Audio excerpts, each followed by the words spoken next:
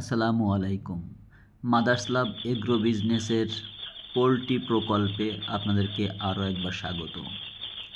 আপনারা যারা দীর্ঘদিন ধরে পোল্ট্রি খামার করে আসছেন, তারা নিশ্চয়ই জানেন যে ব্রুডার বা বাচ্চা ব্রুডিং করা কতটা গুরুত্বপূর্ণ।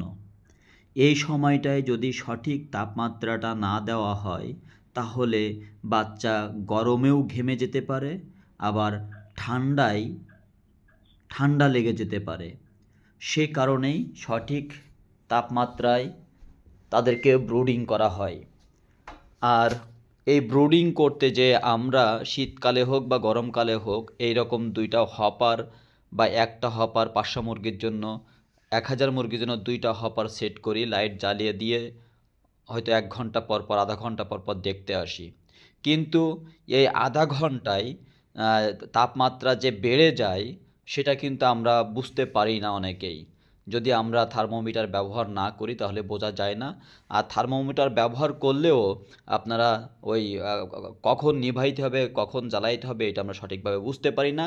আর সেই সকল সমস্যা সমাধান নিয়ে আসছে অটো ব্রুডার নিয়ন্ত্রক, অর্থাৎ ইলেকট্রিক ডিভাইস।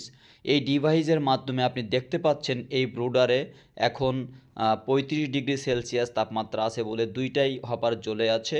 যখন 35-এর বেশি তাপমাত্রা হয়ে যাবে তখন ব্রুডার অটোমেটিক অফ হয়ে যাবে, এবং যখন 34 ডিগ্রি সেলসিয়াসের নিচে তাপমাত্রা চলে আসবে তখন আবার হপার অটোমেটিক জ্বলে উঠবে।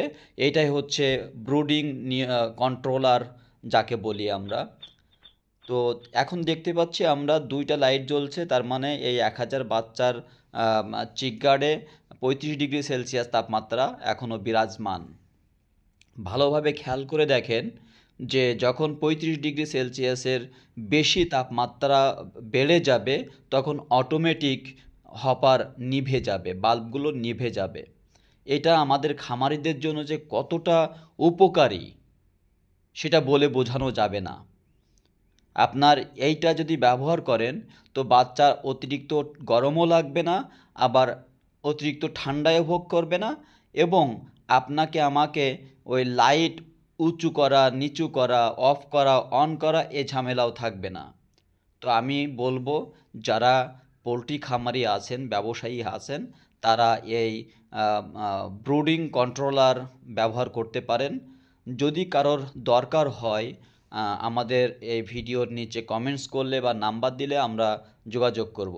দেখুন, ব্রুডারের এক পাশে 35 ডিগ্রি সেলসিয়াসের বেশি তাপমাত্রা হয়ে গেছিল 4টা বাল্ব জ্বলার কারণে, সেটা অটোমেটিক নিভে গেছে, এবং বাম পাশে এখনও 35 ডিগ্রি সেলসিয়াসই আছে, বেশি হয় নাই, সে কারণে এখনও সেটা জ্বলছে।